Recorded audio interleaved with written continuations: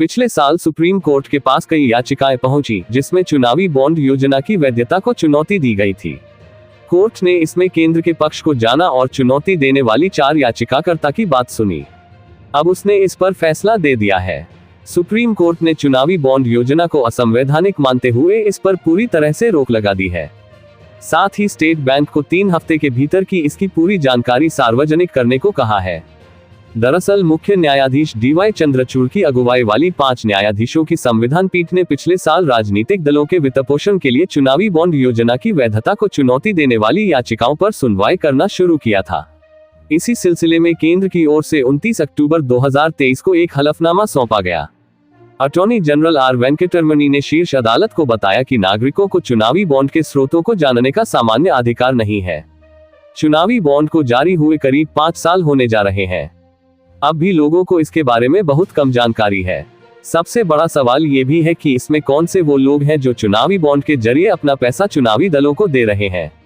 असल में चुनावी बॉन्ड को राजनीतिक दलों को दिए जाने वाले नकद चंदे के विकल्प के रूप में इस तरह पेश किया गया कि इससे राजनीतिक फंडिंग में पारदर्शिता बढ़ेगी। सवाल क्या है चुनावी बॉन्ड? चुनावी बॉन्ड प्रणाली को वर्ष 2017 में एक वित्त विधेयक के माध्यम से पेश किया गया था। इसे वर्ष 2018 में लागू किया गया। वे दाता की गुमनामी बनाए रखते हुए पंजीकृत राजनीतिक दलों को दान देने के लिए व्यक्तियों और संस्थाओं हेतु एक साधन के रूप में काम करते हैं।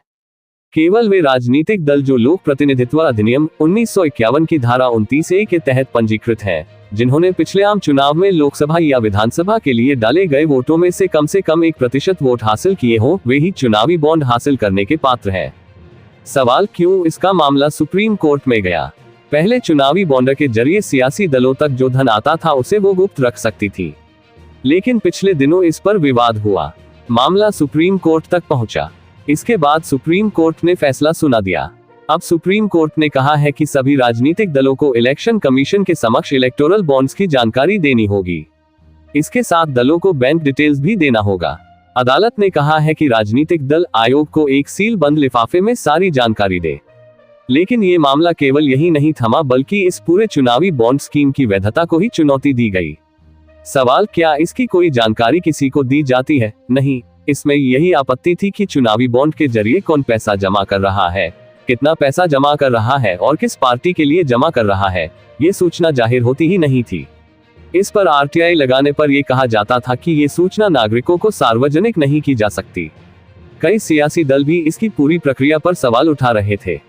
वह भी इसकी पारदर्शिता को बढ़ाने पर जोर दे रहे थे। सवाल ये कैसे जारी होते हैं, क्या इनका कोई तय समय है? वर्ष 2018 में इसके शुरू होने के बाद हर साल करीब 2 बार इसको जारी किया जाता है। अक्टूबर माह के शुरू में 11वें इलेक्टोरल बॉन्ड चुनावी बॉन्ड जारी किए गए।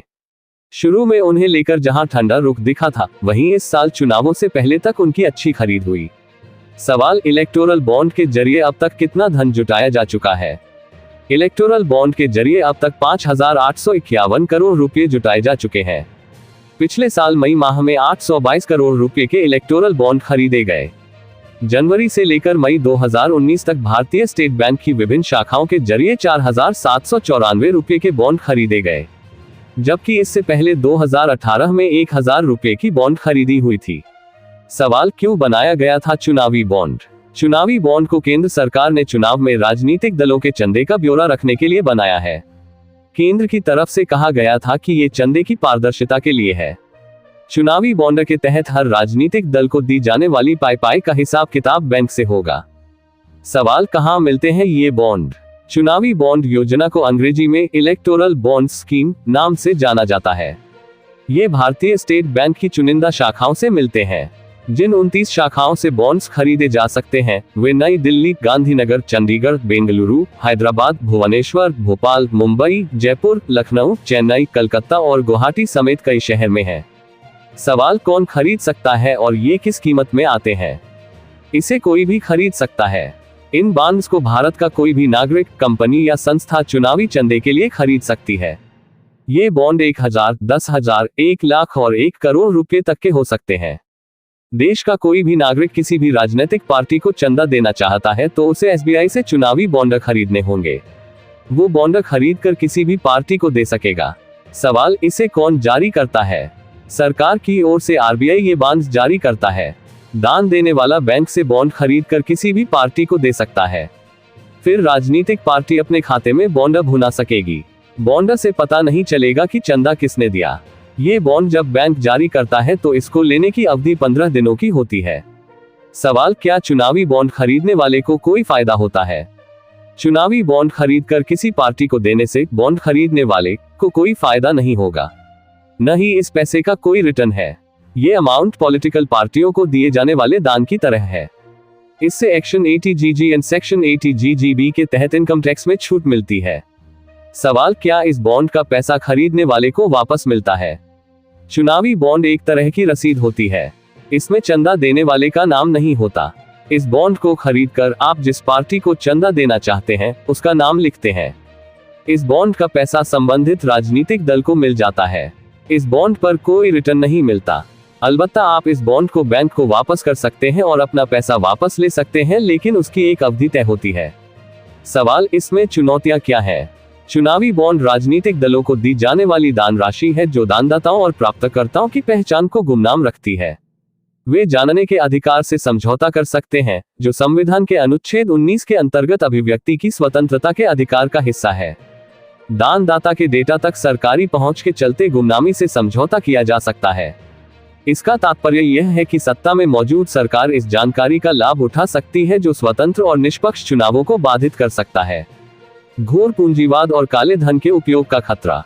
घोर पूंजीवाद एक आर्थिक प्रणाली है जो व्यापारियों और सरकारी अधिकारियों के बीच घनिष्ठ, पारस्परिक रूप से लाभप्रद संबंधों की ओर बढ़ाती है। कॉर्पोरेट संस्थाओं के लिए पारदर्शिता और दान सीमा के संबंध में कई खामियां हैं। कंपनी अधिनियम 2013 के अनुसार कोई कंपनी तभी राजनीतिक योगदान दे सकती है जब उसका पिछले 3 वित्तीय वर्षों का शुद्ध औसत लाभ 7.5% हो, लेकिन ये धारा हटा दी गई है, जिससे शेल कंपनियों के जरिए राजनीतिक फंडिंग में काले धन के योगदान को लेकर चिंता बढ़ गई है। सवाल, अब सुप्रीम कोर्ट ने अपने फैसले में क्या कहा है?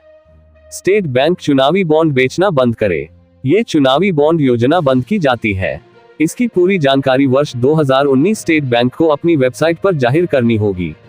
ये वोटर का अधिकार है कि वो जाने कि चुनावी बॉन्ड में कहां से पैसा आया और किसने लगाया। इसकी जानकारी नहीं देना सूचना अधिकारों का भी उल्लंघन है। अब जब इतना कुछ कोर्ट ने कहा है तो जानिए सबसे ज्यादा प्रभाव किस पार्टी पर पड़ेगा। इसका सबसे ज्यादा प्रभाव भाजपा पर पड़ेगा। इस पार्टी को अभी सबसे अधिक चंदा मिलता है। आप देख रहे हैं न्यूज VMH। ताज़ा खबरों के लिए साथ बने रहे। हमारे चैनल को लाइक, शेयर और सब्सक्राइब अवश्य करें।